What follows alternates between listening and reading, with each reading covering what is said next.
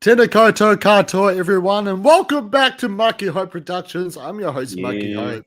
And once again, we've got another phenomenal week of Australia versus the world to talk about. And we've got the original gang. I'll start off with the lovely lady on my right. She was here with me once the cast first got announced. She, struggles to keep up with Australian Survivor, but she was like, Mucky, I will help you though for Australia versus the world, and I'm so honored. Everyone, please welcome the amazing V. How's it going, V? Hello. Yeah, not too bad. Yeah, I love how Australian Survivor has to be like 5 hours every week, but we persist. Yeah. And speaking of persisting, I don't know how he does it all the way from across the ditch in South Africa. Everyone, please welcome the amazing Richard. How's it going, man? I'm good. Glad to be back. I was jealous when you guys were having all the fun with Tony. I was like, actually, that was me. Yeah. I mean, I don't know if V was having fun. She had a full-on meltdown, I did. I really did. Yeah. Yeah. Brought on by Australian Survivor players.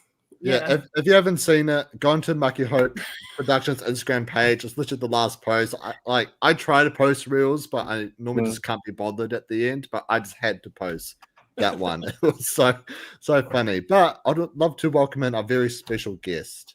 He played Survivor. None of us played Survivor. Our words mean shit compared to this guy. But no way I could last out there. No way. Yeah. Not only has he played Survivor, he's also the host of Equilibrium as well. Yes. Everyone, please welcome the amazing Dylan. How's it going, bro? I'm good. What a week to talk about, I really thought I would come onto your podcast and talk about how great Lisa played, but well, we'll talk about it. Yes, we will talk about it. I do just want to bring up a couple people from the comments. One here's from Brendan. You're late. I'm sorry, Brendan. Gosh, I try to be at least 3 minutes late to all the podcast, but this one was slightly a tad later. One here from Jenny saying, episode 7 is a magical number and Survivor AU always producing gold tribal councils. Lucky 7, I agree. One here from Bloody Muddy. Haven't seen you in a while, bro. Hey, Mucky, Dylan V, Richard. Sucks to be you, Shonee. You ain't getting JLP spot. Actually, I do have a hot take about that, which I would like to bring up. And one here from Chad as well. Hey, y'all. Honestly, this has been a bit of an underwhelming week. And one here from Alan. Hey, everyone. Crazy, the season's nearly over. All right. I've said hello to everyone. Now, come back next week. I'll say hello to you again. Kakitao North, subscribe. No, I'm just kidding. But Dylan, I'd love to hear from you. How's the season going? Oh, I was like, give me a question. You'd love to hear from me. What do you want to hear about? The season, I think the season's been so good. It's been like a fever dream. It's been so wonderful. God, I sound like Lisa. But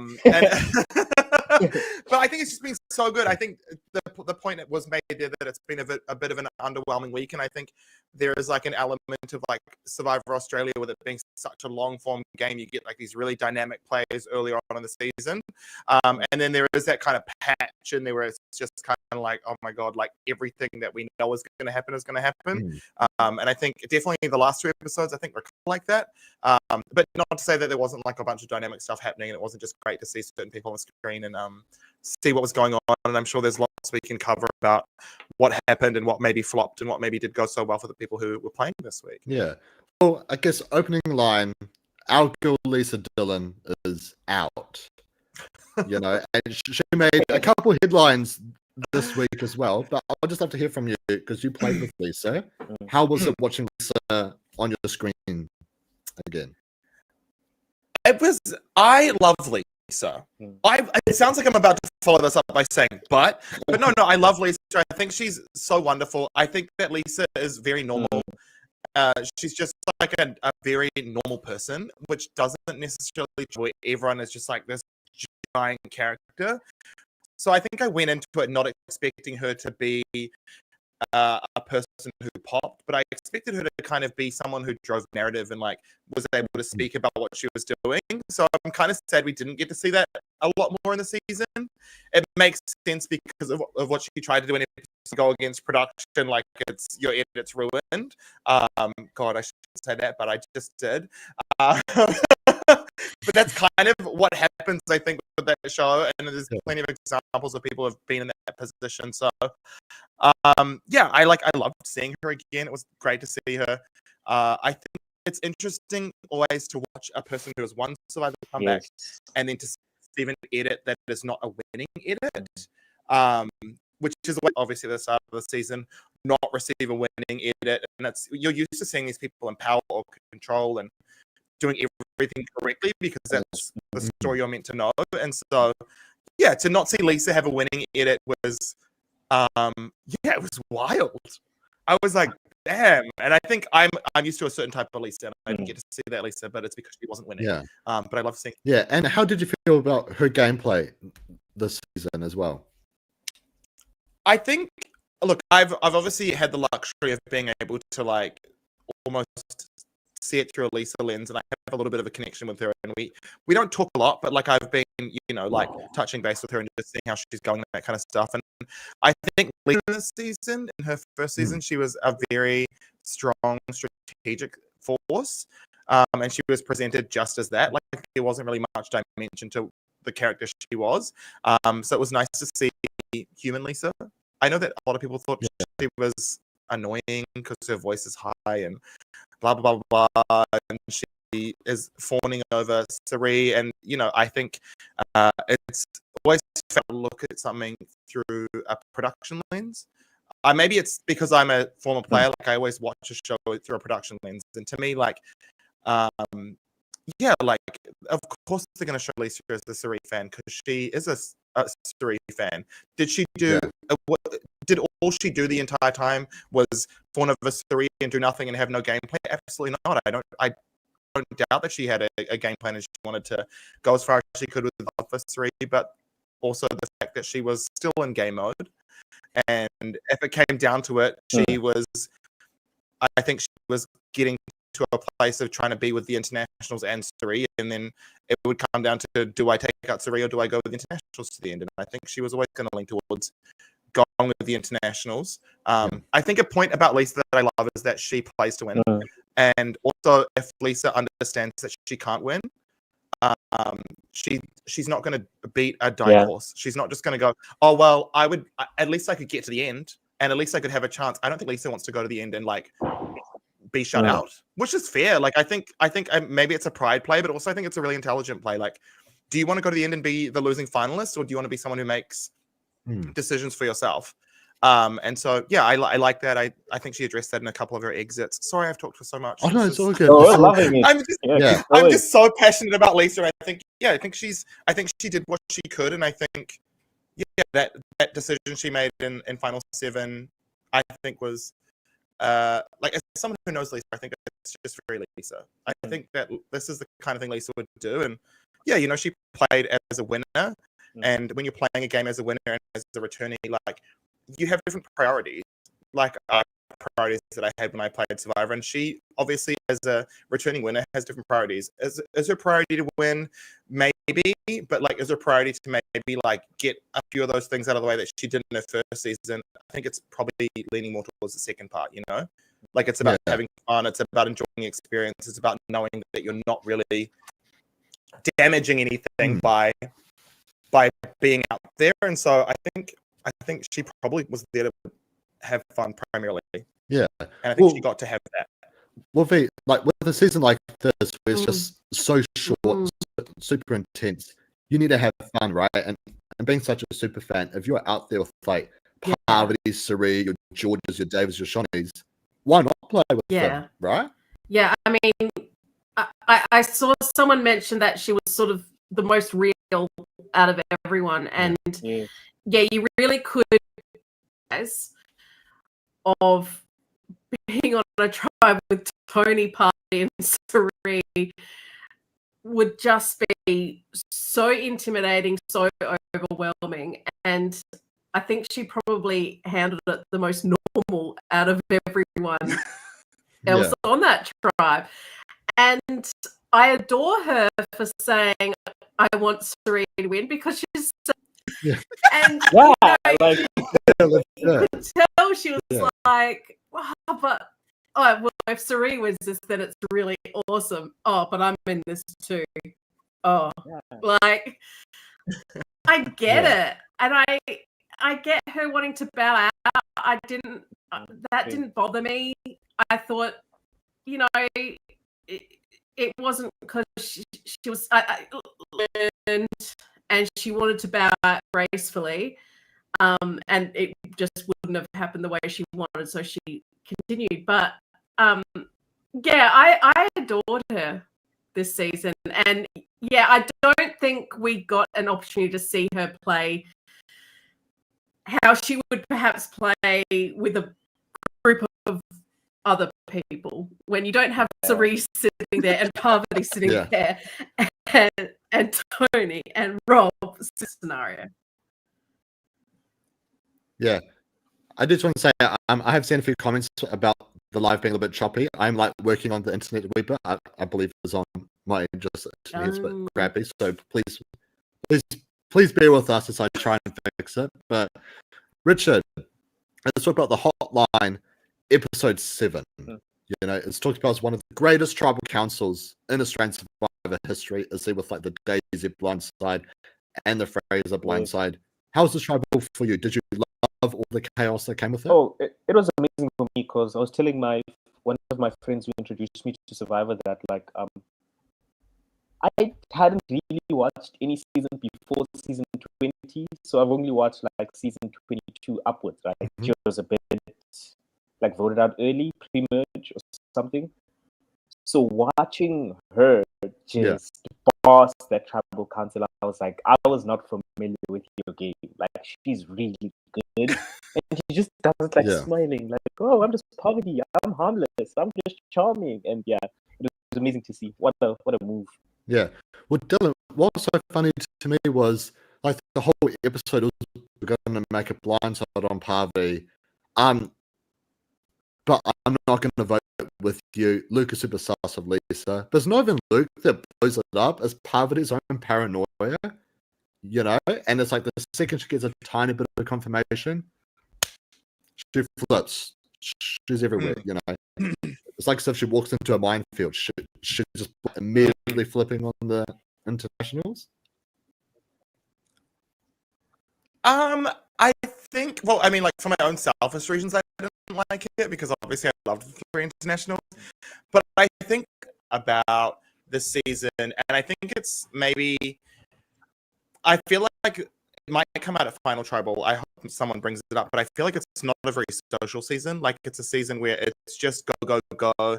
And the relationships in this season are not being built to the point where there's a lot of trust.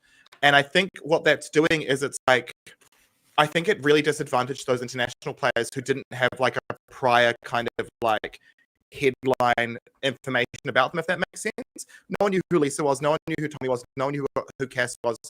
And so there wasn't for these people to make decisions about how these people were playing or what they were doing within the game. So for her to like think Lisa is sus when Lisa is just being Lisa, I think that if she had have known that kind of entity a little bit more, there wouldn't have been that kind of vibe.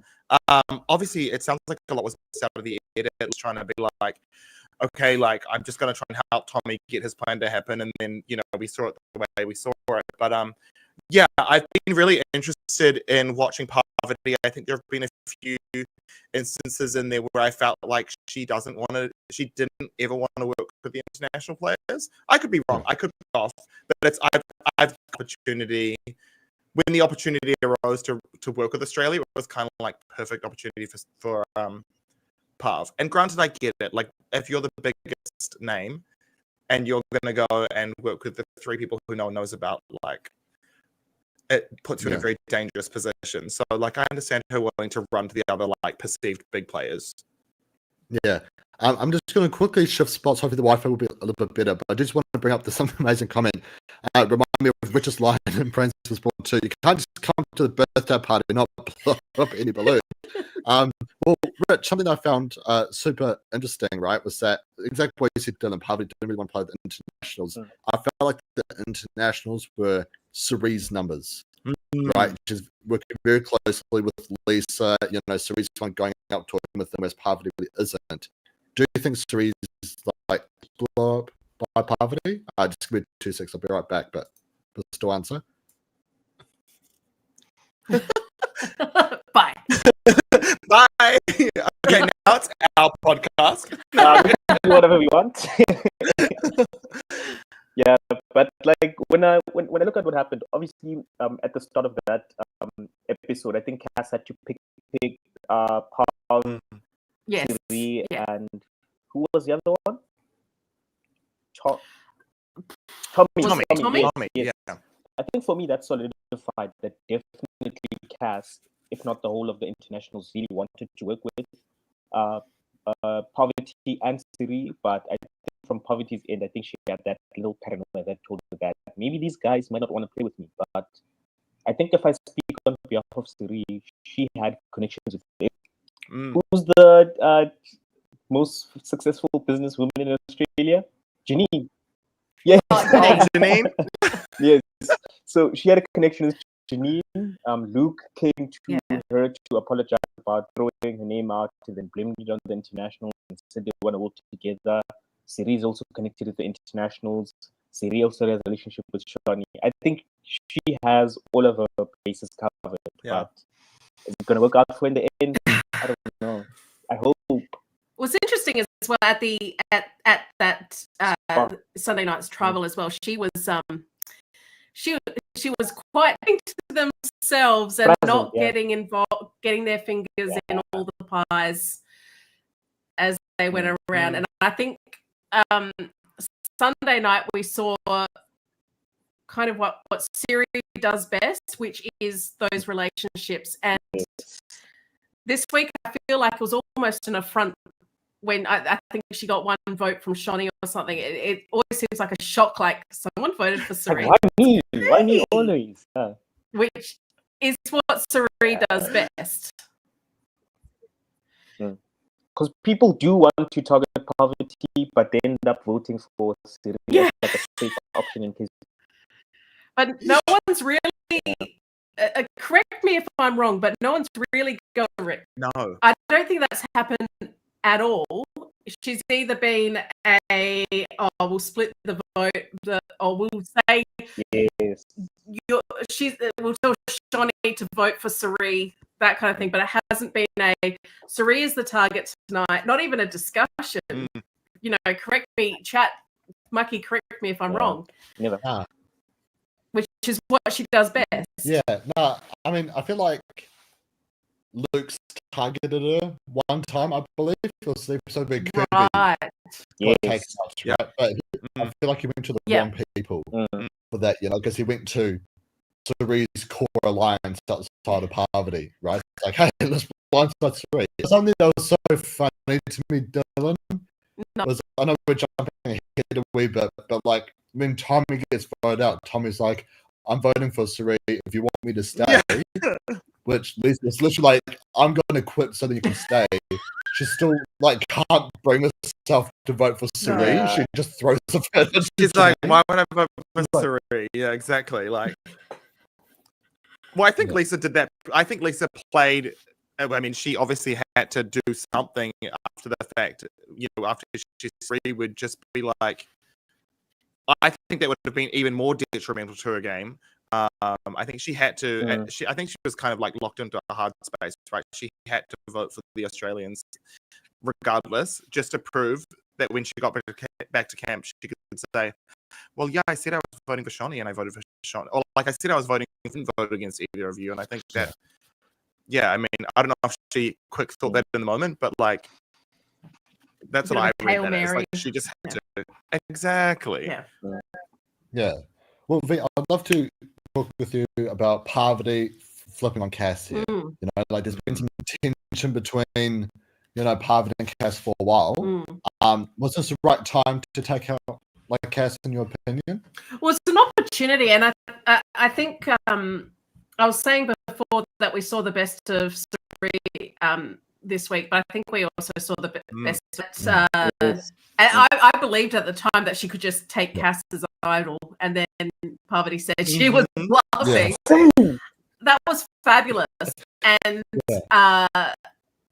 just keeping her cool in that situation where it really did look like she was right in the middle of a blindside, being able to uncover that, putting pressure on everyone. It was peak Poverty's peak tribal performance by her it was textbook Parvati, and why she's one of the greats. I feel like Parvati is US strong, not international strong. I think Yeah. you know, the international cast and that Lisa were a means to an end. So she just sort Yeah. Yeah. Yeah. Well, Dylan, I'd love to hear from you. We saw that Cash, you played the idol for Lisa, but I kind of feel like it's still your idol, but you're like, oh, I'm playing it for this other person. And it's like, oh, okay, no, that's fine. Isn't that like a red flag to just play it on yourself, you know? Because why else would they threaten the advantage? I think it is a red flag, but then I think also the other consideration to take into it is that English is not Cass's first language. And I think I feel bad for the likes of her and Tommy, 12, 13 days in after not eating, not sleeping. Like, there's probably a bit of like that autopilot that switches off. And so maybe there's like you can't read certain situations. So like, I think if this was like a Shonee or a Luke and that was happening, I think you would in the moment go, yep, I'm being bluffed here. But I think maybe it's just a bit of exhaustion for Cass and like, do you know what I mean? Because I think you're right. I think if I was that person, I'd be like, oh fuck, like, I'm playing it for myself. Then why would I not play it for myself if you're going to say, oh, just play it for Lisa? You know. So I think maybe it comes down to language barriers, because I think inevitable in this season, but also like I hate that it kind.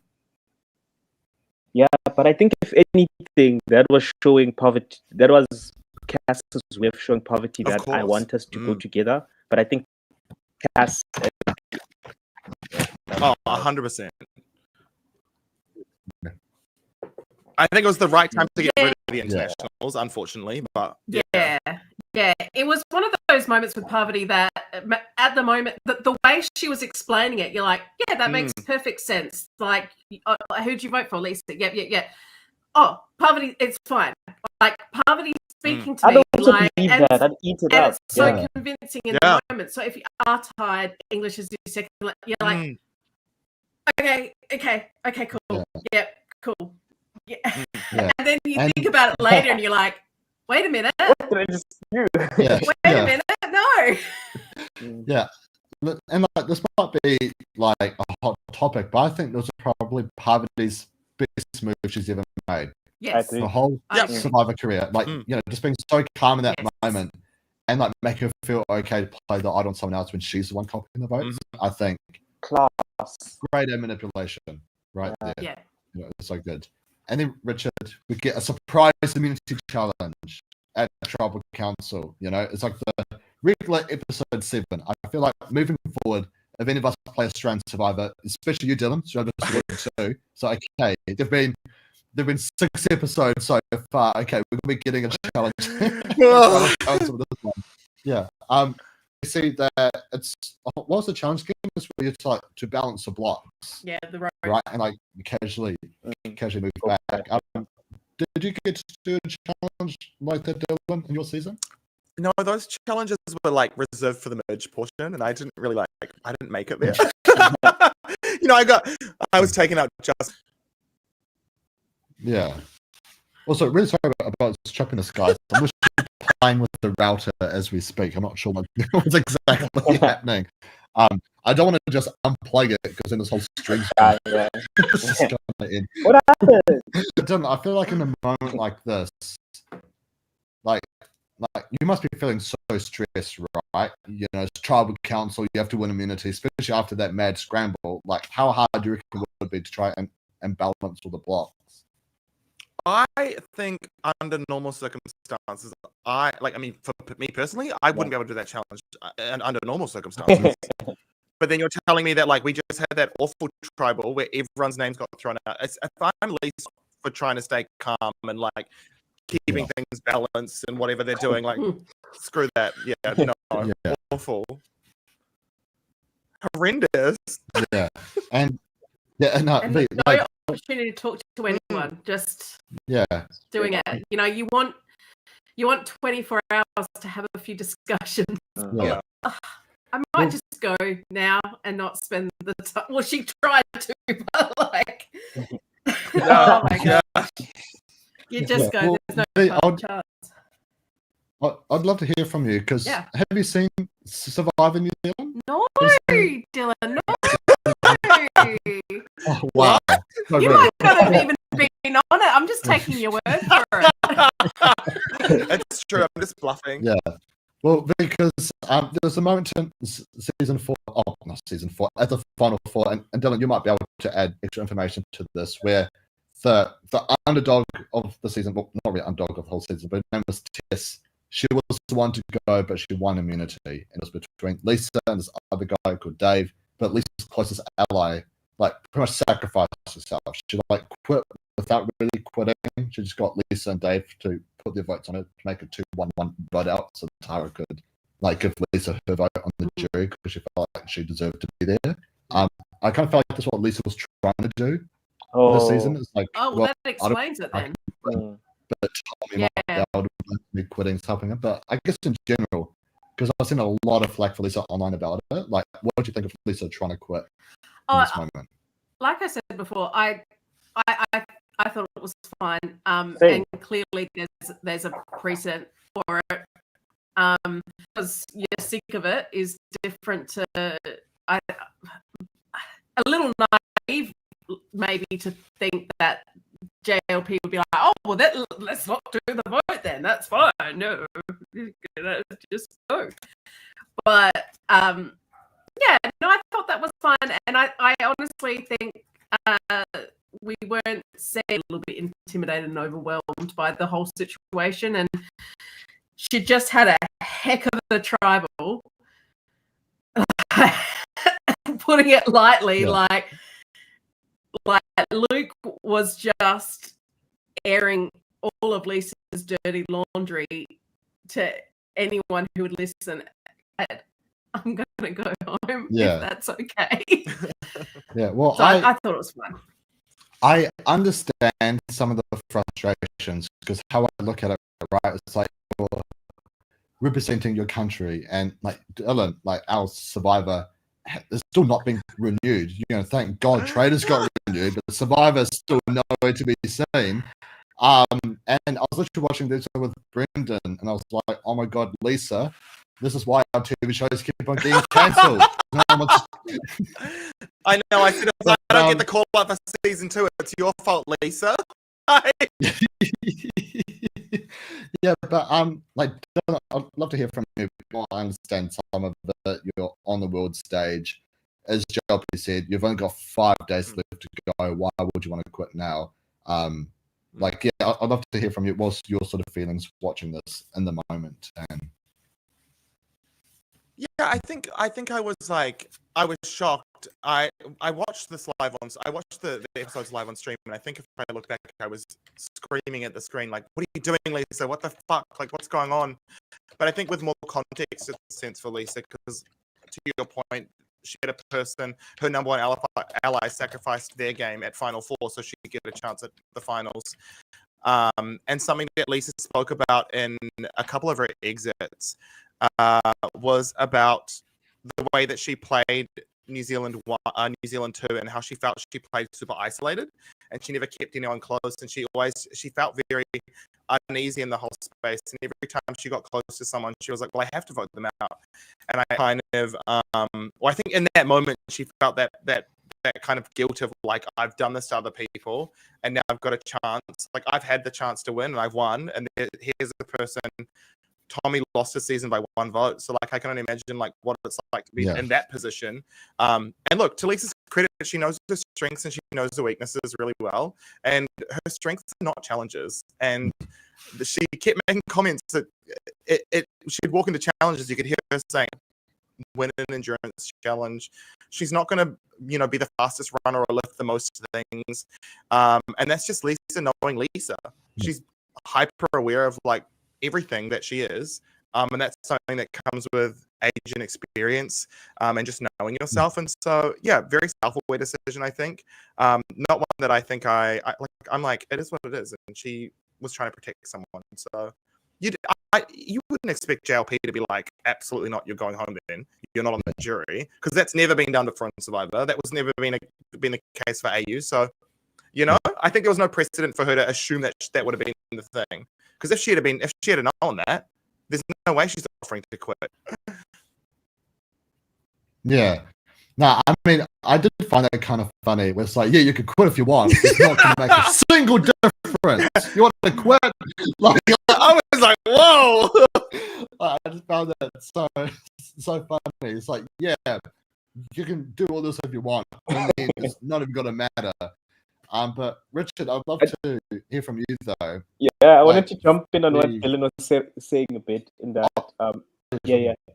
I've spoken to a few people that have played Survivor before, Survivor South Africa, and I think it was Dino or Tony that said that people who didn't win the season have the feeling of, I have to change my personality when I come back the second time. But then winners also have a different guilt, but it's the guilt of, I've hurt so many people for me to get this win, and after I've gotten it, it's a bit different because they have won the game before, but it's, I've destroyed so many people's, dreams. Now it's like, can I change that by doing something good? And yeah, I think Lisa tried, but unfortunately, they gave it. I wish they didn't put it in the edit, but I guess who cares? Yeah. Well, Richard, I'd love to hear from you. Do you think that voting out Tommy was the right move for the Australians? Tommy was pushing. Look, if seeing Parvati's got an idol still. She's got an idol. She's got a tight rival stick with the Americans and taking out another international. Or do you think the Australians should have maybe tried making a move with Tommy?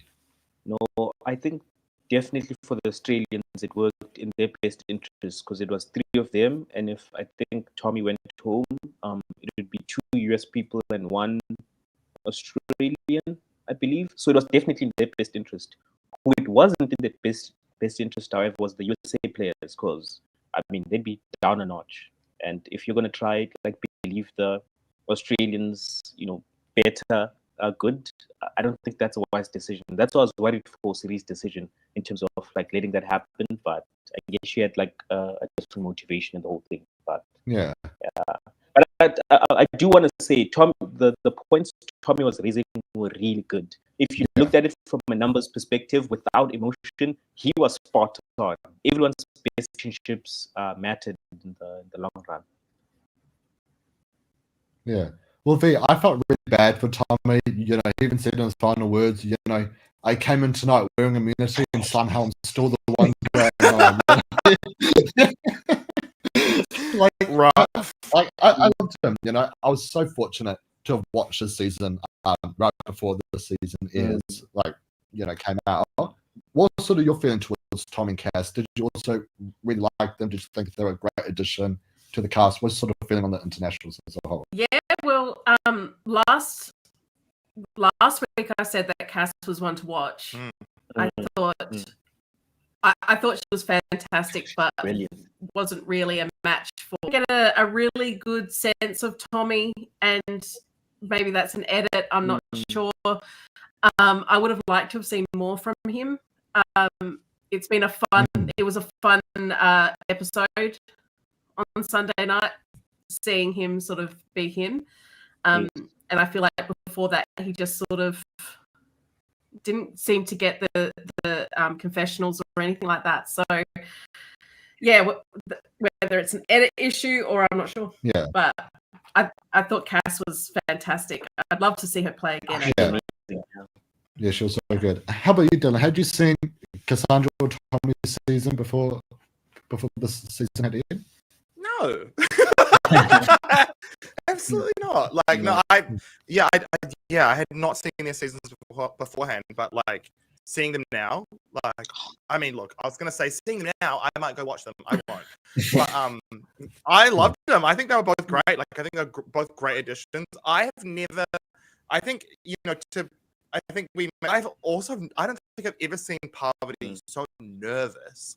And I think that she was so nervous because of the unknown entities in Cass, Tommy, and Lisa. And I think, look, to their credit, they fucking stressed her out like crazy. So props to them, but also props to Pav for keeping herself as calm and cool as collected. Because yeah, I think Cass could have won. Yeah. We were essentially, when you think about where we're at now in terms of the game with the final 5 or the final, we're at the 5 or is it 4? We're at 4. Like literally, if Cass had to play that idle cricket, Luke goes home, and then who knows what happens after Luke goes home? Maybe an international goes home, but then you'd go back to camp with the final 6, and you'd a completely different game.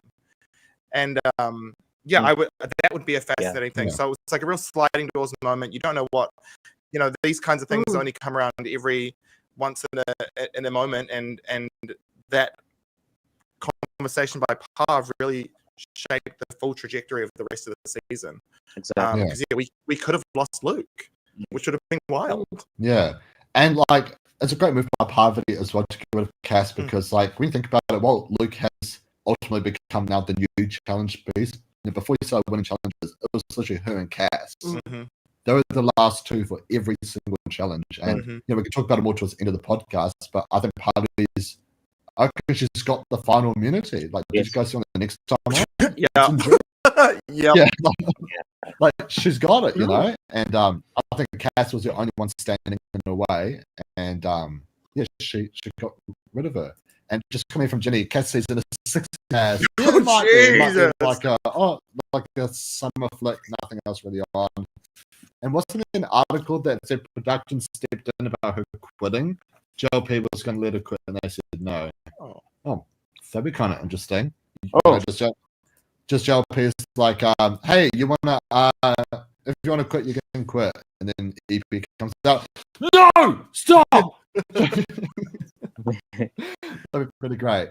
But V, I'm actually kind of sad that Drew's not here tonight, because if Drew was here, he would have brought home the, oh my god, this season has no days. Everyone talks shit about New Era for the lack of days. We very clearly got to see the last 2 episodes. Like, Lisa had 24 hours, probably less than that if you count Confidel, to try and turn things around. Like, I guess with a game format, is it possible if you're one person on the bottom against like a new 5-person voting block? Is there anything Lisa could have done to save herself in this moment? I don't. I think. I think I've said it before as well. This shorter format isn't bothering me, but I don't think it would work with inexperienced players. I think it's good for an all-star season. I like how the pace has been. I have to eat my words when I whinged and bitched about it being a shorter season, and I have to eat my words. It doesn't give Lisa any time, like, finding an idol or winning immunity was probably her only bet. She talked to everyone she could. I thought she did really good hustling. I just think it was just too much against it. Maybe talk to see if Sari could have saved her. But I can't fault her. I think she did all she could. Well, how about you, Dylan? I'd love to hear your thoughts in terms of the number of days. There's a very controversial argument in Survivor how long a season should be, because Americans are like, bring it back to 39 days, and Australians are like, well, we've got it for 2 months. Like, I'd love to hear your thoughts. Like, do you think like days really matter in an all-star season or just a season in general? I don't think so. I think it, if the people in this season are of equal weighting, then I think it doesn't matter. And like I think I've alluded to before, like, it's not to disrespect the internationals because I'm one of them, but there's a certain level of like weight that doesn't come with their presence in the entity. And it's like, do you go with a known entity and like a Luke, or do you go with someone who's like you don't know who they are, you've never seen their season, but you know they've won, and you're like, so they're obviously very good. You know they're a former winner. So, like, am I going with the former winner or the person who can never make it to the end? Like, one of those is much more attractive. And so yeah, look, I think Lisa did what she could. I think that you can't get yourself into a situation when you're just getting shut out as well. Like it was pretty clear by the end of it. There was 5, and yeah, I just think it was very telling in that final vote that like there was probably nothing she could have done, which is crazy to me because there are so many bigger threats on that season. But I think it also kind of justifies Lisa's stance in the previous episode of like, well, I'll just go home because you guys aren't going to shift anyway. Yeah. And you could see her getting frustrated throughout the entire episode of like, there are dark casts and for them to get it. Because like, yeah, like if I'm sitting out there, I don't care how much I love another player. If Parvati Shallow is sitting there and she's got an idol, I'm trying to flush it. Like, you know what I mean? If Toki's there and he's winning immunities, I'm trying to be passive about that, which was really frustrating. But then I guess, you know, the danger is, what do you do? Because if you take a snipe at one of them, and it rebounds on you, you've just lost your shot. And so, not to jump forward, but I think it was really fascinating in the next episode where you had 4 people who have never made the end before, and there's one winner, and it becomes really apparent that it's just getting to the end. And so for these people who have been playing, it's like, yeah, I don't care that Lisa's saying that this is the biggest threat because I just want to get to the end, and Lisa's a person I can definitely vote out. So I need to just vote her out and then move on to the next vote out and just hope it's not me. So yeah, like, I think a lot of things that play in the season, and it always comes back to returning seasons featuring people who have different motivations or different reasons for being back there. And yeah, I think we saw 4 people who probably should have done something about the bigger threats, but just had a different motivation of being like, well, fuck, I did this. Just one thing I do want to bring up, like I see all the Facebook comments on like, you know, Michelle's group and stuff, you know, and there was one that really 5 votes on Lisa, showed everyone voting for Lisa, but who was the one vote for Janine? Yeah. Shut up. Stop laughing. Like, all the replies was it was Lisa. You know, like, wait, actually on a blindside, Mucky. Like, I'm trying to think in my head, why would Siri vote Lisa? Like, what's the benefit to that? Like, why? It's in her best interest to keep Lisa, don't you think? But it's also good to have Lisa on the jury. Exactly. Oh, because she votes for you. Yeah. Okay, yeah. Thank you. When someone's desperate for you to win, wouldn't it be good putting them on the jury? That's what I thought. I actually saw this whole Lisa thing as well, and the fact that Siri, you know, I actually saw this whole thing of being another Siri is wonderful moment of going, oh, actually, she's more powerful to me on the jury because that is one vote. I believe Siri is going through the jury and figuring out where her numbers are there. Really smart, I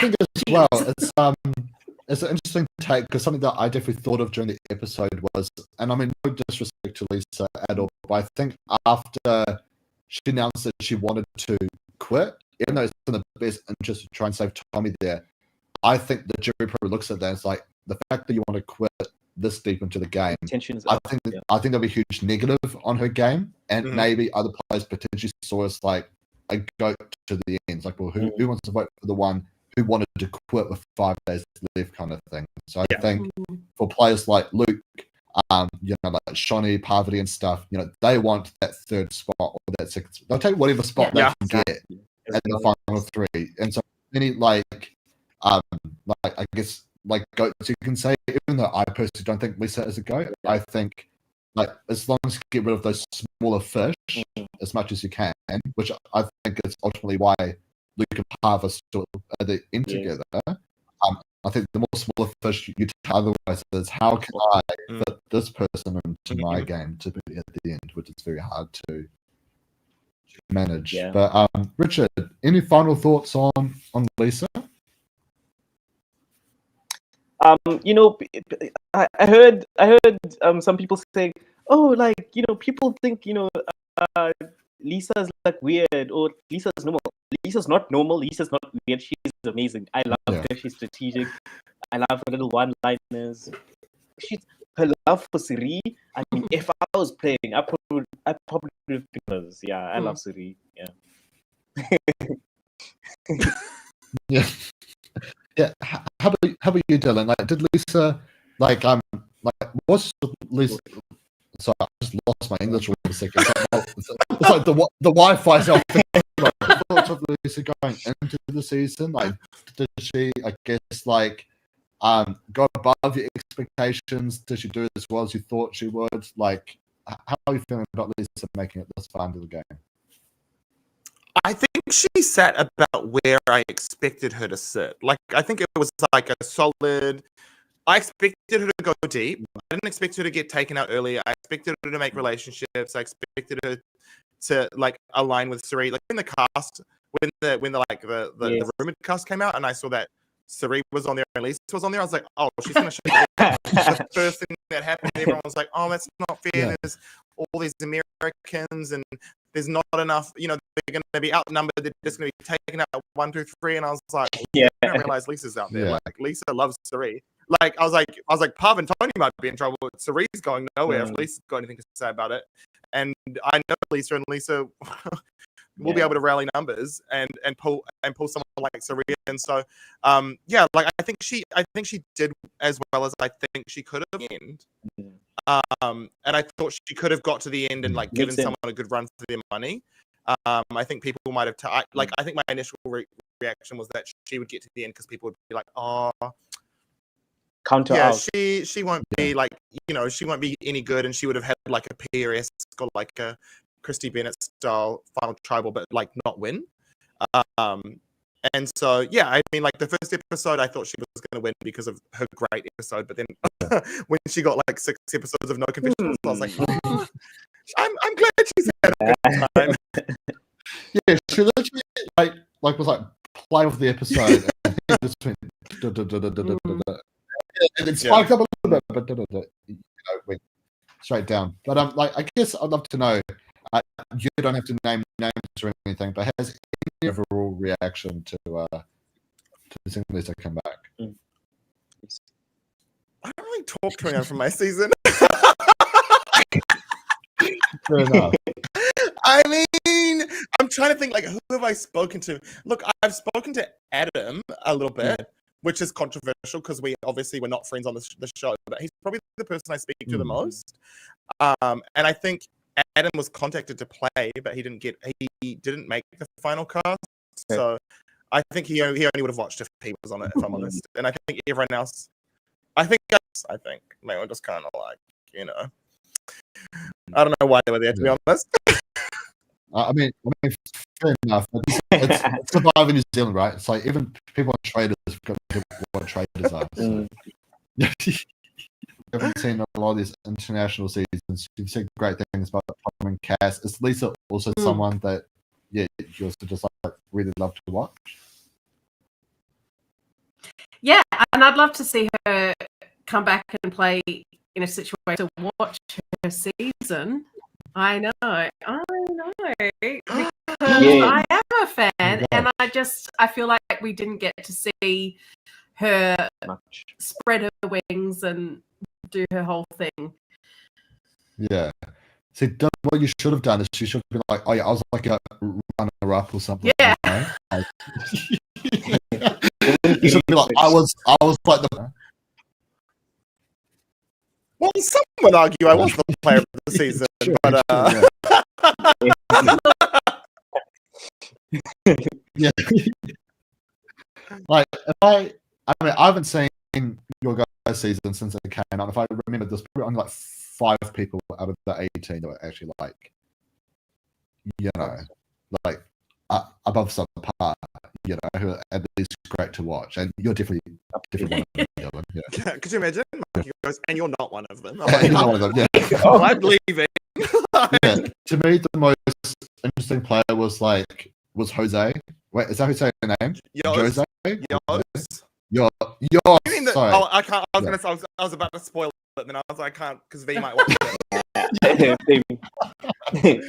Did not say anything. Yeah. You know. All right, and Richard, let's move on to the cheeky final five. Where it's like once again, I felt like it was the same thing as a final six, right? Where it's like like I guess spoiler alert, Shonee gets taken out. However, she was so close to breaking, like to getting the duos to go after each other. Like I do see the days argument was sort of like, what could a day? I reckon the duos turned on each other. Like they were so close to, but they decided to stick together. Like, what else could have Shonee done to have saved herself? I mean, she did a brilliant job. Did you hear her when it was Poverty, Siri, and Janine sitting by the camp? And then Janine kept on going, we keep on buying companies every 2 weeks. I'm the best, I'm the best. And like Shawnee's like, yeah, keep going. You're so amazing. You did the keynote speech, la la la. And like she was eating it up. And then she's brilliant. That's why we love her. Yeah, and a comment here as well from Jenny as well. I know that there's plenty of other comments, so we'll get back to them in a hot second. But Shawnee's edit was terrible this season. What happened to merging her books? Like, I agree, Dylan. This was like she's played 4 times. The first time she wasn't even really that strategic, but somehow she was more shown in that than in this. Shocking. Shonee, but Shonee is Australian Survivor. She like represents that like quintessential underdog, that person who like is an everyday person, who gets out there, gives it a crack, and then becomes a real fan favorite.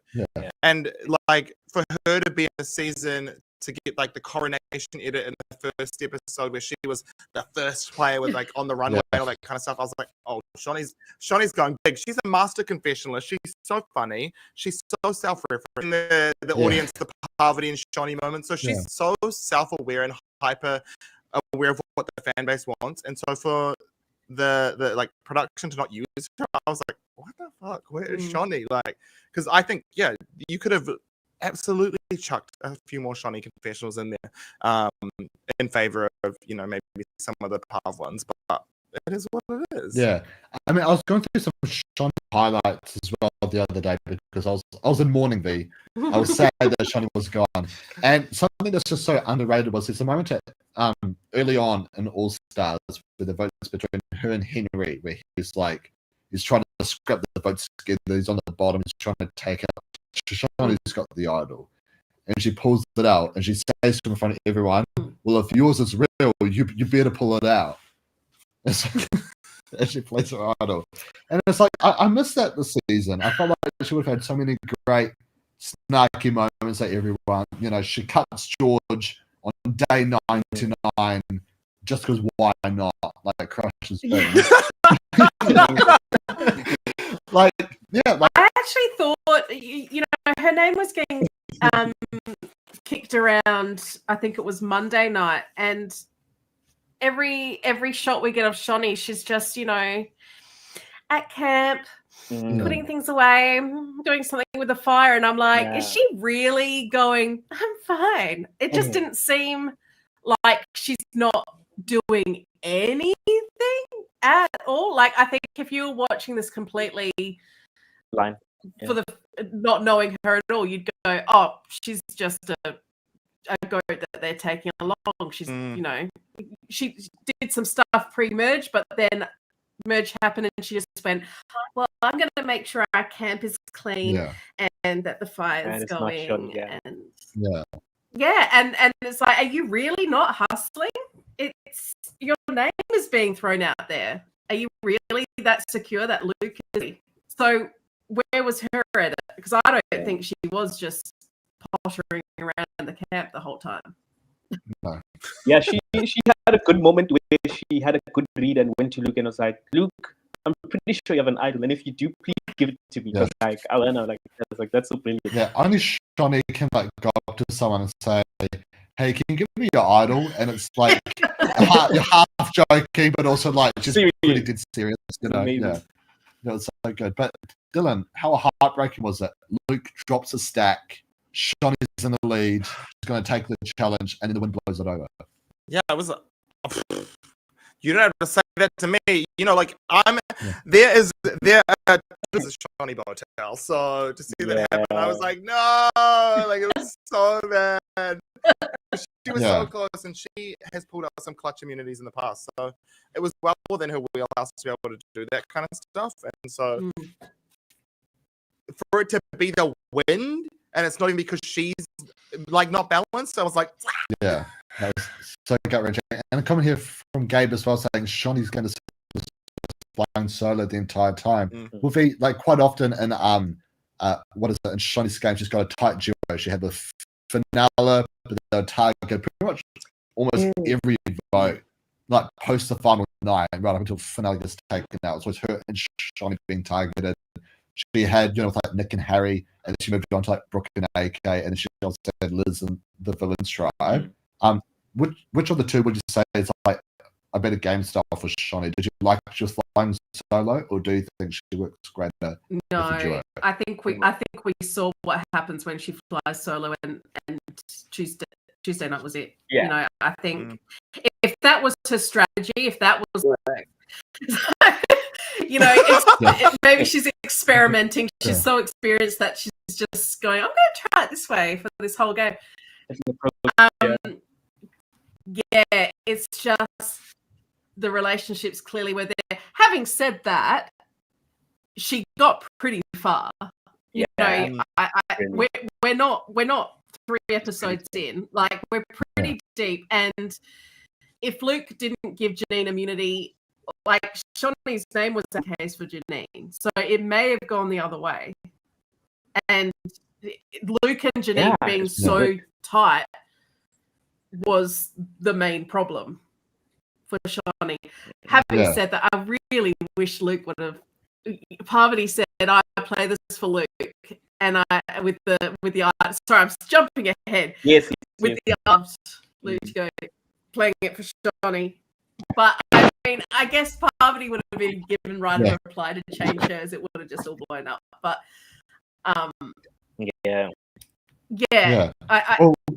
she got pretty far, but no, I think she needed more connections than she had. Well, Richard, I'd love to skip ahead right to tribal, because pretty much nothing really happens, up until a tribal where it looks like, here you go, Janine, gives her the immunity necklace, puts his. Like, do you think Luke was truly like undecided, or was he like, I'm putting on a show to still take out Shonee? I think Luke's sole motive in that tribal council was to secure his position in the final 4 so that he can make it to final 3. And I think doing that gesture of taking it out, giving it to Janine was an important one. Or thingy that it would secure in Parvati that she can trust Luke, and I think he achieved that, and then it shows how much of a good player he is. But like for me, what was scary in the Tribal Council was Game Changers 2.0 happening to Seri, where everyone has Nicholas as an idol. Then she's like, "Oh well, I guess it's another way for me to go out in a crazy way. Bye bye." Yeah, actually, there was another underrated Lisa moment where Jenny was like, "All right, guys, it's the final 6. Just don't take me out because it's where we went out last time." And Seri said, "Yeah, same thing, but I didn't get a single vote." And Lisa's like, "Oh God, I can't." Yeah. She's Yeah. Bless her. And but Dylan, something that the game does bring up here is that is the comment gonna come? There we go. So the Wi-Fi is in playing off my computer. I do think Luke should have gotten some re-ups here. We saw even in the challenge, Luke's got serious PTSD of season 4, right? Even with that one challenge. And I think his biggest mistake that season was he was the number 1 threat to take out, right? If he gets rid of Parvati, he's once again that number 1 threat of the Fun 4. Do you like this play from Luke to keep like Parvati and Syria 4, or do you think he should have taken a shot at one of them as like a game changing move. I think if he was just going to stick with taking out Shonee, why play the idol? I think it's almost like it's like an overplay, and it's almost like a kick in the guts for Shonee, right? Yeah. Because Shonee's joking, and Shonee has worked with him, and Shonee's come to him with plans and stuff, and then he's gone, oh, I don't have an idol, and then he's gone, oh, I've got an idol, and I'm going to vote you out. I think it was like theatrics. It almost would have been better for him to, if he was going to do the whole thing and give Janine the immunity necklace, it would have been better for him to just vote out Suri or vote out Pav. Because let's assume that, because then what you're doing then is you're going to vote out, you're going to put the idol on Shonee, knowing that the one vote from Shonee is going to either Suri or Parvati. But if, let's say, Pav is, you're putting Pav now in a position of like, is Pav going to choose herself or Suri? Because she would have to play it on one of them. And if she plays it on herself, obviously Suri goes, it's going to be Janine or Pav. It's probably going to be Pav, because by that point Luke's locked in on getting out Pav, right? And so I think he has, all you have to do for 4 is just shore up the ability to get into fire if you're in Luke's position. And he did that by getting Janine on side and saying, just let me go to fire. Because now I think the next episodes, not to jump ahead, but I think the next discussion, will she honor what Luke has done and give him the chance at fire, or will she side with the girls and take him out? This is assuming that Luke doesn't win immunity, but you know, like it's he's put Janine in a hard spot, which is good because she probably will side with him. But I think you just take the shot. You've got 2 massive players ahead of you. Granted, Suri's not an outwardly massive player, but she is still huge. That's still a name before you that gets taken out, who you know. If you take out Parvati, the obvious next person is to take out Suri, right?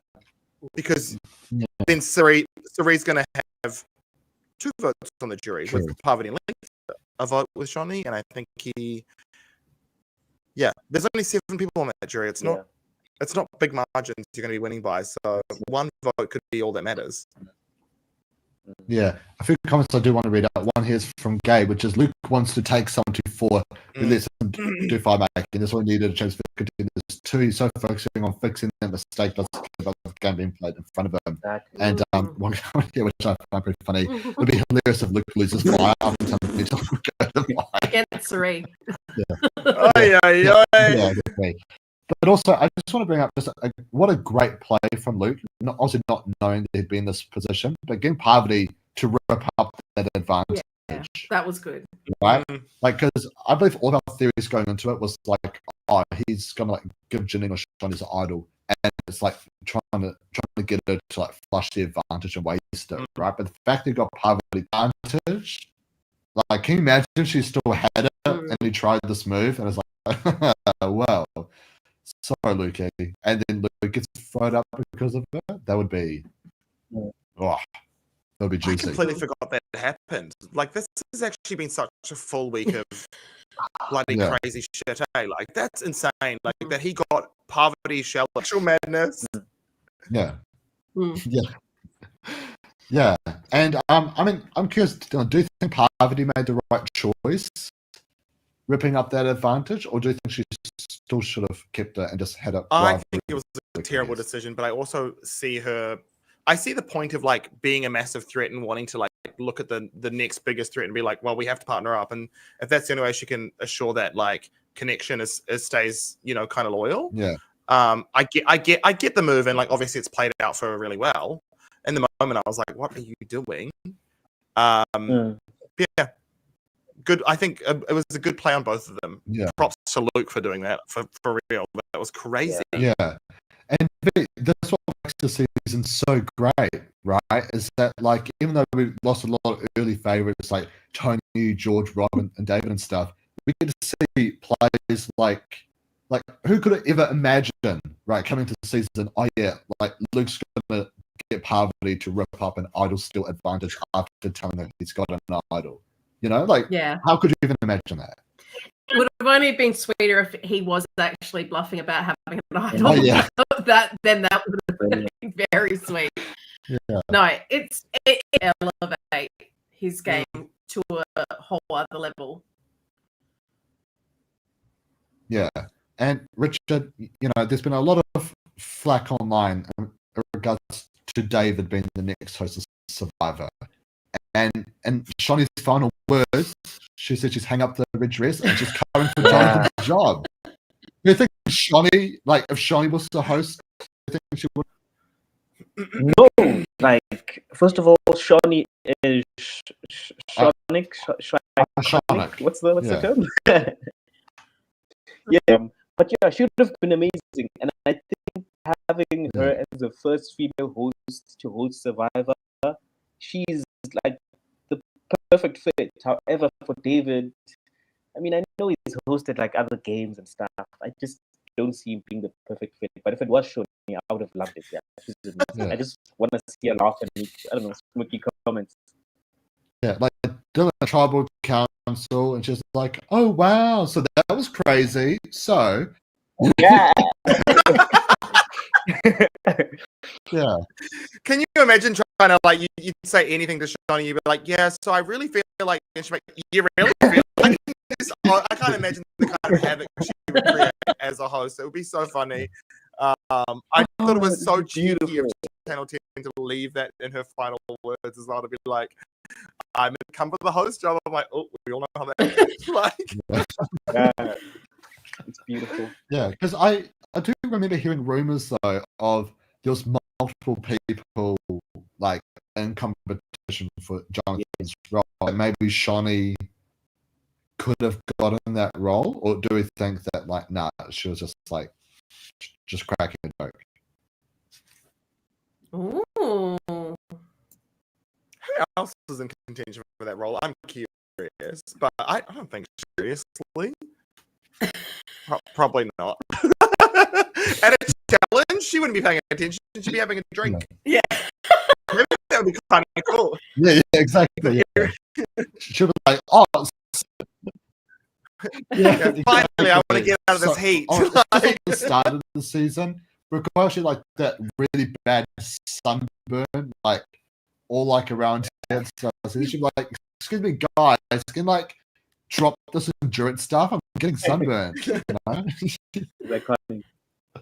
Yeah, but if this is the end of Shonee, she says she's retired for now. How is she compared to everyone else, in the States or the other Survivor season? Is she one of the greatest players? I'm probably the wrong person to ask because I haven't really had a good sense of Australian Survivor. I've only seen a couple of series. But I'd like to think so. I just wish that this had been a bit more of a fun season for her, that we had seen more confessionals and she'd had a bit more. It was, but yeah, I'd like to see her again, but probably won't. Yeah. How about you, Richard? What is Shonee's legacy to you? Is she always going to be one of the greatest ever players to survive after her 4 appearances? Yeah, Mount Rushmore without a doubt. I mean, longest days, she's played the most games. She's made it furthest the most. She's funny. She's amazing. She's just, I love her. And I think everyone who's watched her, probably. Yeah, well, Dylan, something that you brought up in regards to Shonee, I feel like it's the exact same for Luke, why he was super popular, is that they aren't celebrities or anything. They're literally just regular, everyday people. And while Luke has soon become a celebrity recently, and similar to Shonee still keeps up the, I'm just your everyday girl who just wants to get paid.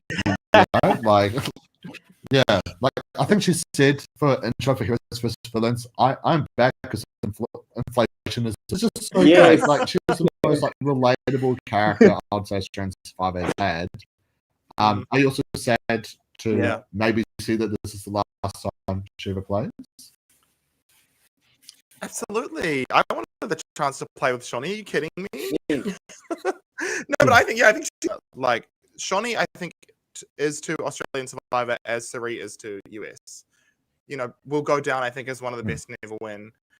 And it's not because she plays big and plays flashy and does all this like crazy, stupid shit just to be memorable on TV. It's because she came in as a normal person, understood the game as she learned. Like she learned the game on the fly, entire experience, and I think that's really rare with people, especially in more recent seasons of like US and even in the Australian season. So.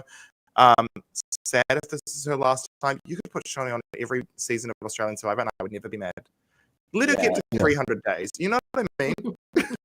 Yeah. Let her take the world record. Like, I think, it's going to be sad. It's a sad thought that she won't ever. Yeah, it would be so funny if, like, there's a season where it's like, okay, this is just Shonee versus everyone else who hasn't made 100 days yet, you know? And she's like, okay, who's covered? And I'll cut you out. But yeah, we do have a couple like comments here. One here from Jenny that Shonee I could see coming back in 10 years. I don't know why she's retired forever. Maybe if there's another like Legends kind of season, you know, I don't think she's come back for a full season. I think that was the beauty of this season for so many people, especially Tony. I think in the Drop Your Buffs segment that's on Channel 10, they asked Tony, would you have done it for 47 days? And it's like, hell no. Like, I'm not coming back for like 2 months. I don't want to do it for like 26 days. Why would I want to do it for 50, you know? And one from Gabe, I think for Australian Survivor history, Shonee will be remembered as the best social game. She actually has the social game play, so it's hard to show on TV, but the show actually does show Shonee's social game. And also like her theme song, you know? Yes. Like you know? Like, do that again? So how did it go? It was like, let me do it really close to my mic. Oh, it God. Ooh. When I close my eyes, I can imagine Shonee walking through the beach now. Yeah. She's just walking on like a random runway, you know, at your local airport. How funny would that be? It's like, imagine if there was like the wrong plane. It's like, hold up, we've actually got passengers on this plane. Shonee, get off.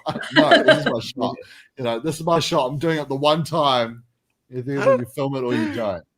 Yeah, she's going to be back in like 10 years on some, I'm pregnant with my third baby and I want to lose some weight. So, of course, I'm going to say yes to another Court Survivor. Oh, my God. Yeah. Yeah. And I was going to say, put Shonee on US Survivor if Jeff's ego is internationals on. That'd be so funny. It should just be like, oh my gosh, I can't vote tonight. Wow. What do you mean I lost my vote? What do you mean there's 3 tribes? What do you mean? What a like, on day 26, we're at the final. Like on my season, we didn't even make the merge by then. Like... Exactly. In some cases, we hadn't even swapped. All right, now let's break down the final 4. So we've got Parvati, who's pretty much steamrolled this entire season. You know, she's yet to receive a vote, and also she's been the one in control. Yeah, she hasn't received a single vote this season. You've got Sari, her ride or die. You've got Luke, who's probably played the second best game out of the 4 people, and then you've got Godmother Janine. What's happening with this group, guys? Are we going to fire making with 2 and 2? What? I hope not. I hope not, because I know who's going to be put into fire because they're not going to win immunity, and I don't want to see it again. I don't want to see a repeat of history with Sari, but like, you know what I mean? I think that's probably going to be. Let's think about it realistically. Like, it's an endurance challenge. Who wins endurance challenges? It's usually Parvati. Yeah. So it's going to be, the option is going to be you have to vote for Sari, or it's Janine or Luke. And I, you know, like. So yeah, I think that's it's going to center around what's Janine's decision. Like, what's she going to do? Is she going to go with the women and go a full women final 3? Or is she going to honor that deal that Luke kind of like put on her at that last tribal council? So because I think her game is loyalty. So yeah, but if those two are smart, they vote each other out. Like, I think if any of these pairs are smart, they need to vote their partner out. Get rid of them. Yes. Because then you've got another person who's guaranteed on the jury. Who cares? Like, I'm not who cares, but you know what I mean? Like, obviously, there's a little bit of depth to both these relationships. Like, they span over multiple seasons. But, like, do you want to win this or not? Yeah. Like, put that person on the jury. Get that vote. Yeah. And I'm wondering, if you're Parvati, right? Now, obviously, I feel like Parvati really wants to win this. I think this is Parvati's swan song of a Survivor season. Do you think if you're Parvati, you're there with Suri, do you tell Suri, look, I've won the game before. I'm seen as one of the greatest players to ever play. Do you want to win this season? Because I'll take myself out. Do you think that's a play Parvati like could and should do? Or I hope. Or do you think Parvati's all in it for herself? I think if that was Parvati's play, she would have got no confessionals throughout the season like Lisa. Just quietly. Yeah. Yeah, and it's a great comment here from Jenny. I 100% agree. Suri's only shot to the final three is if Parv doesn't win immunity, and they'll vote Parv out. I mean, how sad will it be? You know, like the final four of Panama, her first time, she loses at fire making.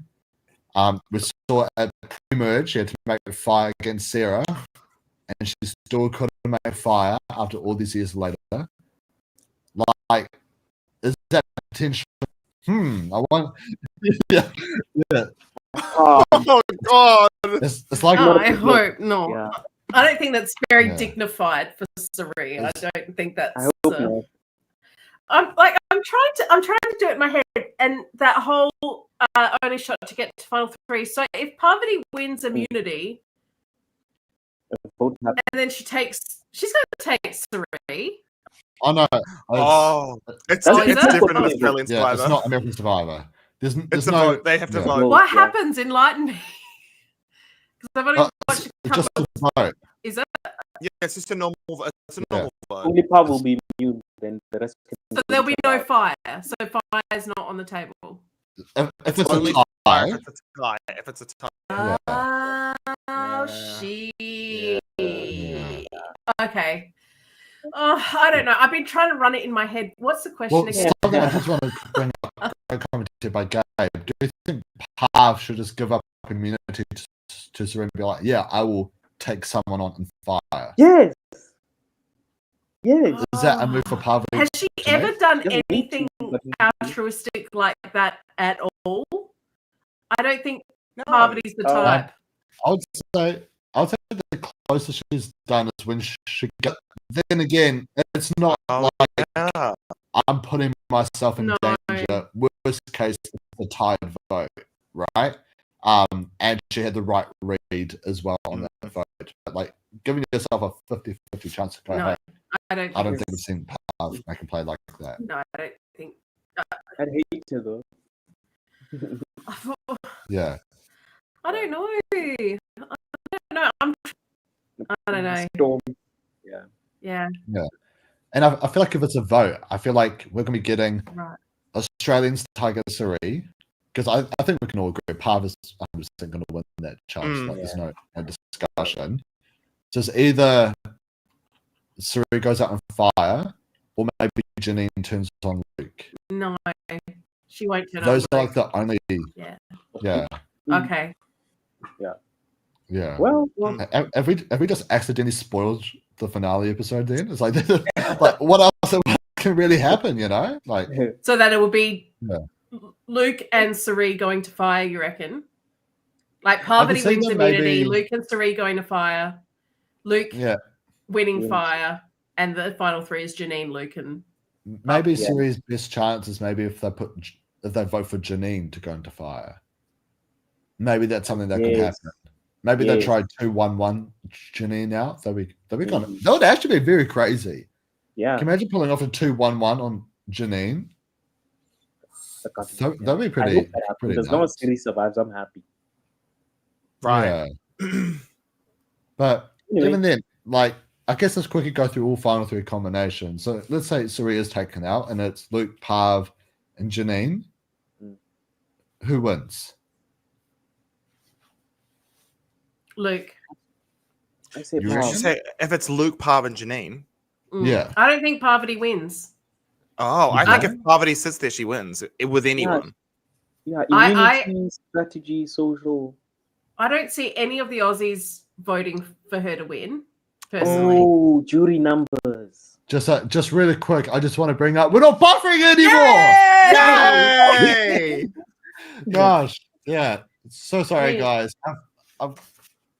The monitor, like the router, looks exactly the same. I don't know what has changed, but you know, just give it a whack because start right back up. You know. So, Yeah.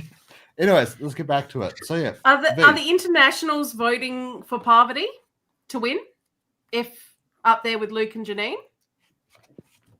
I think it's like maybe like a Rob kind of thing from Redemption Island, where it's like, yeah, you may not like, like as Gabe says here, Parvati, you got to give it to her. It's the best resume. She's been in full control, start to finish. Name hasn't been written down. She's had all the advantages. Yeah, Flipped at the right times. if she's sitting there with Luke, It's a who's challenge. the people's princess, really? Mm. So who do we have on the jury? Is it only does it not? 6? Yeah. There'll be 7 on the jury once one of these people comes off. So Yeah. if you assume that it's Sari that comes out, then obviously I think Sari goes to Parvati. Sari goes to Parvati. I think Cass goes to Parvati. Mm-hmm. I think Lisa probably goes to Parvati because Lisa didn't have a good experience with Luke and Janine in those final days. I reckon Kirby, Sarah, and Shonee are voting for Luke. That's the hill I'm going to die on. I can see Shonee voting for Parvati. I can see Shonee not voting for Luke though after that final thing he did with her. What about she's Kirby? petty. I love her, but she's petty. Like you piss her off one time and she won't vote for you. She's over it. She voted for Shane Gould to win because Shane Gould remembered her where she was from. You know what I mean? Like her reason for voting for someone to win was because she knew her hometown. So like she's not voting on like strategic value. She's voting on like, this person made me feel special. That's it. Yeah. I can see Kirby voting for Luke. I can see like Kirby. Someone in chat has said Tommy and I think Kirby's voting for Luke as well. Yeah. Ooh. So Luke really needs to get Janine on the jury. Absolutely. Yeah. Yeah. All right. How about and also another thing, Shonee doesn't care about national pride. Yeah. Yeah, she has no shit. That's true.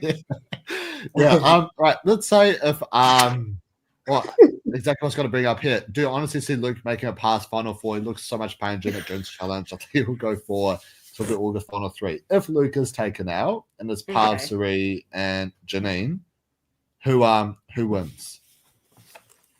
I think it's still Parv, personally. I think it's close between Parv and Sari, but I think Parv just edges out. I think so, yeah. Well, in that scenario, where would the international? Well, I mean, Lisa's obviously voting for Sari. Yes. But do we think the other internationals? Because I think it's been alluded to that the 3 internationals felt the most connected to Sari. So are they voting for Sari as well? Is it like 3 Sari and then maybe 3 or 4? Is it like a tie? Could it be a tie? That would be incredible. Could you imagine a tie? Because Luke's voting for Janine, obviously. Yeah. Yeah. Oh my gosh! And then Janine decides who wins. Between Parvati and Sari. Could you imagine? Yeah, because the comment here from Gabe, he said it early in the chat. I've just found it here.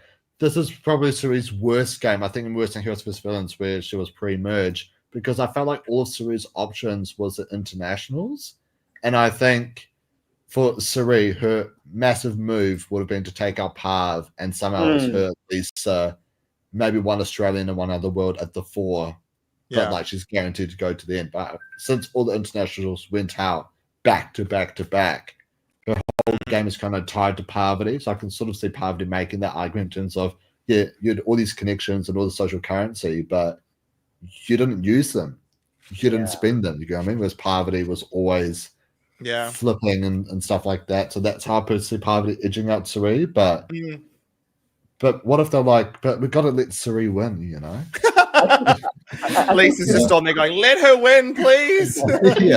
Begging. She's like standing up on the jury bench. Everyone listen up. Sari's got to win.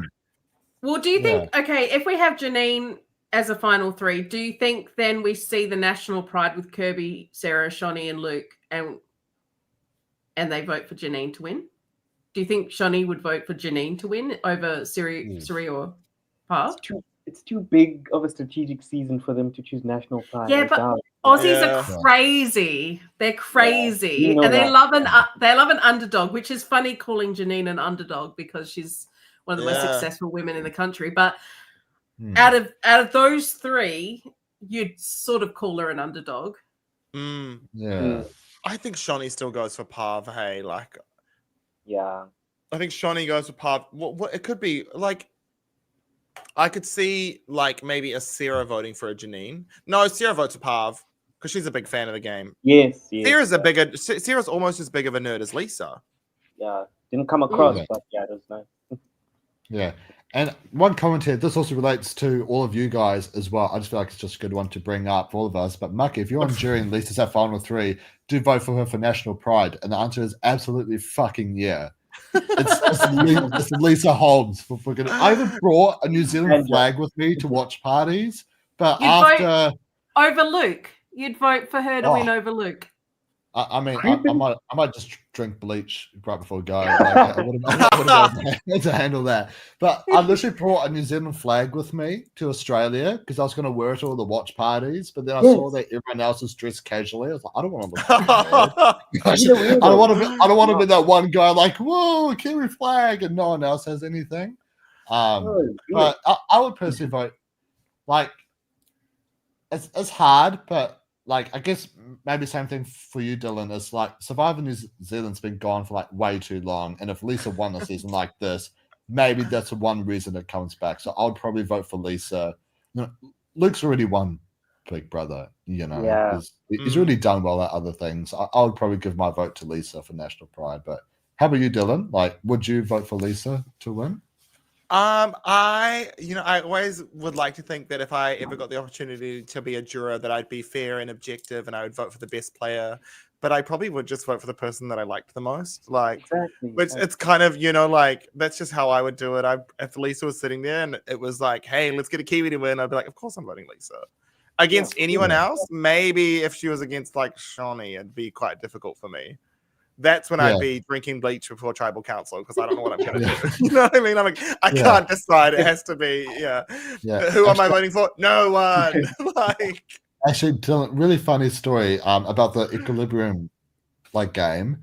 So Yeah. I thought Harry was going to win because I remember everyone saying Harry's played a great game and stuff. So the only reason why I voted for Shannon was because I felt really bad that no one else probably was going to vote for Shannon. And then she won unanimously. And I was like, that's how out of the loop I was. I was like, oh, wow, I'm even blindsided by who won. Oh, God. Which is so funny. But Richard, how about you? If you're on the jury and let's say Rob is there. I know you're not the biggest Rob fan. I mean, but all right, how about not Rob? Let's put like Dino or something, right? Would you vote for Dino to win for national pride, or? I mean, anyone who's spoken to Dino would probably vote for him because he's such a nice person that you hate him for. It's like, what do you want from me? Why are you so nice to me? Like, what's going on? But I mean, I've been on many games before on online game, even in the equilibrium as well. I think regardless of how much I like someone, I always vote for the person that plays the best game, considering the strategic element of it, rather than the social. But if you have both, I'm going to vote for you. So yeah, I think likability isn't a fact. It's about who plays the best game. Yeah, always, regardless of whether I love you or hate you. So yeah, it's my take. Yeah. Oh, hang on, give me 1 second. Sorry, Richard, your mic was covered for a small bit, but I kind of got what you said. You said that you'd still vote for the best game, even if I liked you or hated you. Yeah. Ah, there we go. How about you, V? You bloody Australian. I'm Australian. Y'all had half the cast. Mm-hmm. Would y'all vote? This isn't even an Australian accent. I've been here for 3 weeks, and I don't know what that was. Get on your mate. No. Mate, would you vote for a fellow Australian? Oh no. Look, okay. I mean, this could happen. If Luke is up against Suri and Pav, I'd vote for Luke to win because he's been incredibly impressive. If it's Suri, Janine, and Pav, I vote for Suri or Pav. Yes. So I agree it's about the best game. And I actually probably would vote for Suri just because I want to see it. I want to see her win. And I think she's it's been a great Cerie season. I know chat would disagree, but I have loved her this season. The fact that she can just be the puppet master underneath the waves. But Luke has been just so impressive the last couple of weeks. I think he was slow to get started, and then, he would be my winner pick if I was sitting on that jury. Yeah. So in other words, you would vote for National Pride then because you're voting for an Australian. Yeah, it's a bit of both. Part of him being that is part of the attraction to vote for him. Honestly, but didn't Siri say I hate everything about Australians? I don't like anything Australian. And people grew up. I know. I heard that, and I was eating my Vegemite toast at the time, and I thought, well, fine, whatever. Speaking of Vegemite, did you guys see the Drop Your Buffs thing? Yes. Where Cass gets to try Vegemite, and she's literally like, "What the hell is this? It's disgusting." No. Yeah, she had a Vegemite. No. Yeah, I did send her a message, but obviously since I'm not a super famous podcaster like Drop Your Buffs, I'm not going to get a response. But I did say Marmite is a lot better. It's the exact same, but from New Zealand. No, Vegemite's foul. Have you tried Vegemite? It's actually disgusting. It's wonderful. Marmite is incredible. Marmite. Yeah, the one in the red jar is the New Zealand version. So good. I could eat it off a spoon. Vegemite. Off a spoon. Absolutely. Not like a full lot of it, but if there's like Marmite left on the knife after you've spread it on the toast, I'd lick the knife. I'd do that with Vegemite. Yeah, would not do that with Vegemite. Yeah, I've never tried my either. Vegemite swims in butter. That's on my toast. It's butter, a swimming pool of butter, and just a drizzle of Vegemite swirling in the middle. See, V opens the lid and then holds the jar over like that and squeezes it. That's how she pours her Vegemite. I couldn't raw dog Vegemite. I couldn't do it off a spoon though. Yeah, because it's disgusting. That's why. But it's umami. It's a whole umami experience. Yeah, that's why we have soy sauce. Yeah, not Vegemite. Well, yeah. Yes, I feel like they are in the same universe. Soy sauce and Vegemite. I love soy sauce. Yeah. I feel like if you like soy sauce, have your swimming pool of butter, a little bit of Vegemite. I think that to me is like putting soy sauce on sushi rice. Oh, okay. I'm gonna try it then. Hopefully, it doesn't go bad. Anyway, There you go. You let me know. Can you imagine a Marmite sushi? You know what? Marmite with avocado is really delicious. It actually is. I'm not an avocado fan, but Marmite and avo is pretty good. I love Marmite avocado. So I could imagine what kind of fish would Marmite go with? Tuna. Yeah, just some good tuna. Tuna, Marmite, and avocado. Sushi. That's crazy. Maybe I'll try that. I have tuna in the fridge. I feel like it would be a lot better than it sounds. Yeah. Because the Marmite would just taste like soy sauce. Oh my God, stop. You've got me this is the end of for the Cheeky Naughty Times segment, which, by the way, if you haven't already, subscribe for some Cheeky Naughty Times. One really cheeky story, well, it's actually kind of naughty from my auntie, actually, was when I was a kid, I hated avocado, right? I really hated avocado. Yeah. And something that my auntie always told me, because I used to have dinner a lot at her place, was mix the thing you like with the thing you don't like and it'll taste perfectly fine. And she used to make this amazing potato kind of dish. It was like rich, creamy potato cheese and stuff like bechamel sauce kind of thing. It was delicious. However, when you mix avocado with a sauce, it becomes more avocado. So I pretty much had tripled my problem, and half the plate then just became avocado.